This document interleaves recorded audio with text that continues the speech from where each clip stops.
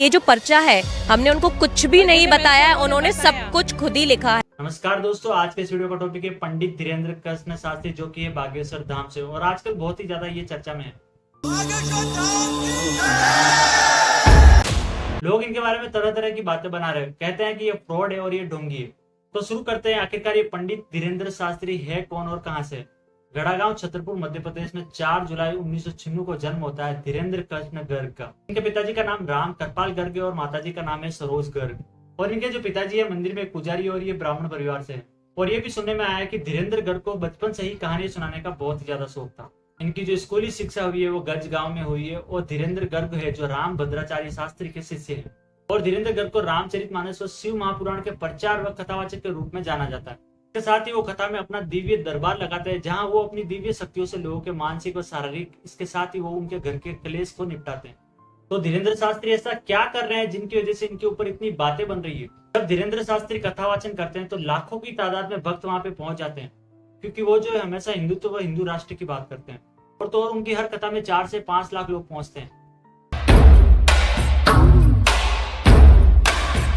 श्री राम के जहां पर जो कथा के लिए पंडाल बनाए जाते हैं वो भी छोटे बढ़ जाते हैं। अगर हम बात करें कि अगर कोई बड़ी सेलिब्रिटी भी अपने फिल्म का प्रमोशन करने के लिए 7 दिन पहले ये बोल के आया कि हम आ रहे हैं, तो भी इतनी भीड़ वो इकट्ठी नहीं कर पाते। या फिर कोई इंटरनेशनल मैच का वर्ल्ड कप चले तो भी स्टेडियम में इतनी भीड़ आपको देखने को नहीं मिलेगी। और एक बड़ा पॉलिटिशियन जिसके पास पावर, पैसा, रुतबा सब कुछ होता है, फिर भी वो सामने से अगर लोगों को पैसा दे तो भी वो इतनी भीड़ इकट्ठी नहीं कर पाता। और यहाँ पर एक 26 साल का नौजवान जिसकी कथा सुनने के लिए इतनी भारी मात्रा में लोग आते हैं, तब वो सामने से अपील करता है लोगों से रिक्वेस्ट करता है कि आप प्लीज अपने घर से ही कथा देख लीजिए, क्योंकि उनकी जो कैपेसिटी होती है लोगों को बैठाने की या फिर लोगों के लिए जो व्यवस्थाएं होती है वो सिर्फ 4 से 5 लाख लोगों जितनी होती है। और इससे ज्यादा भी अगर लोग आते हैं तो उनके लिए संभालना भी बहुत ही भारी रहता है। तो दोस्तों, आप अंदाजा लगा सकते हो लोगों की नजरों में इस नौजवान का क्या स्थान है। इसके साथ ही काफी लोग ऐसे भी जो धीरेन्द्र शास्त्री की तरह तरह की बातें बना रहे हैं। तो आज हम जानते हैं कि वो फ्रॉड है या फिर कोई पहुंचे हुए संत है, क्योंकि इतनी लोगों की इतनी मात्रा में उनके प्रति रुचि दिखाना कोई छोटी बात नहीं है। अगर आपको ये जानने में रुचि है तो वीडियो को लास्ट तक जरूर देखना दोस्तों। अगर आपको वीडियो अच्छा लगे तो शेयर भी जरूर करना।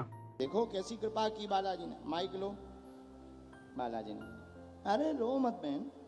आप देख सकते हैं इस वीडियो में एक महिला धीरेन्द्र शास्त्री के पास अपने दुख लेके आती है। और इससे पहले ही धीरेन्द्र शास्त्री जो है अपने पन्ने में उनके बारे में सारी चीजें लिख लेते हैं उनके प्रति, और उनके दुखों के बारे में उनसे बात करते हैं। इसके साथ ही वो उनको सारी चीजों का सॉल्यूशन देते हैं कि कैसे वो सही हो सकते हैं और उनके दुखों को निपटाते हैं।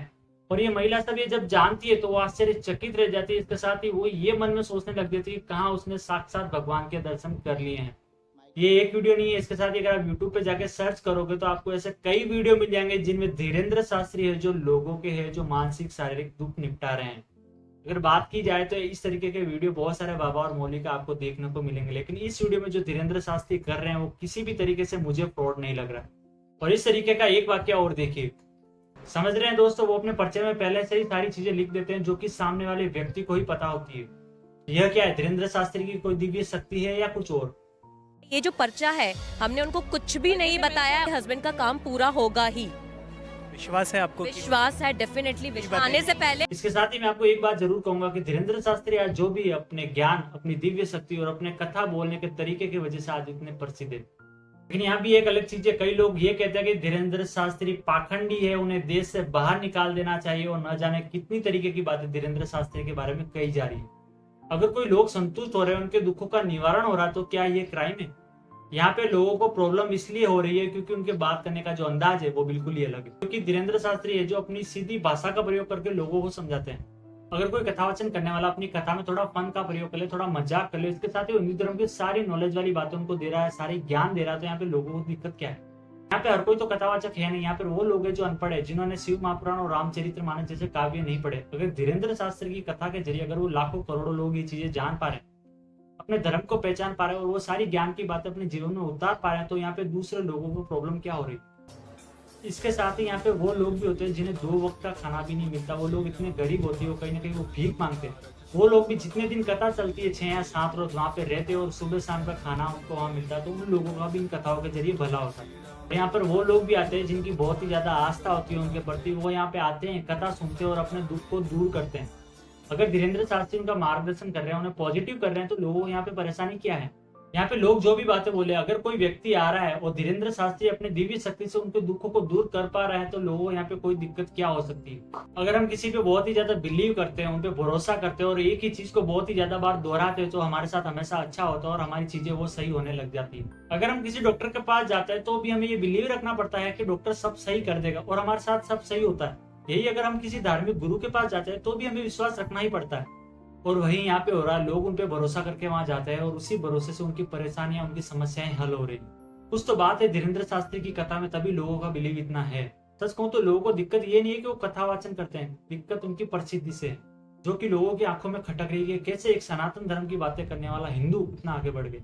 और ये वो लोग हैं जो हिंदू धर्म को पीछे रखना चाहते हैं। ये जो लोग हैं उनको उनसे प्रॉब्लम नहीं है जो जादू टोना करते हैं। अगर आप सड़क पे निकलेंगे तो आपको बहुत सारे जादू टोना वाला मिलते हैं। इसके साथ अगर आप अखबार पढ़ते हो तो अखबार में भी बहुत सारे एड्स मिलेंगे जिसमें जादू टोना का आपको मिल जाएगा। लेकिन इनको प्रॉब्लम किससे? इन लोगों को इनसे प्रॉब्लम नहीं होगी। इनको प्रॉब्लम है तो एक हिंदू नौजवान से है कि कैसे एक हिंदू नौजवान इतनी कम उम्र में इतना पॉपुलर हो गया। दोस्तों ये सारी चीजें बिलीव की, अगर आप बिलीव करके भगवान से सारी चीजें मांगते हो तो आपको वो सारी चीजें मिलती है। और अगर कोई दिव्य पुरुष अगर आपको सही चीजें समझाते तो उसका असर भी आप पे पड़ता है, क्योंकि आप उन पे बिलीव रखते हैं और सही क्या है और गलत क्या है ये आप बखूबी जानते हो। दोस्तों अगर आपको वीडियो अच्छी लगी तो वीडियो को लाइक कर लीजिएगा, ज्यादा से ज्यादा शेयर कर लीजिएगा और सब्सक्राइब इसलिए कर लीजिएगा क्योंकि यहाँ पे तरह तरह की नॉलेजेबल वीडियो आपको मिलती रहेगी।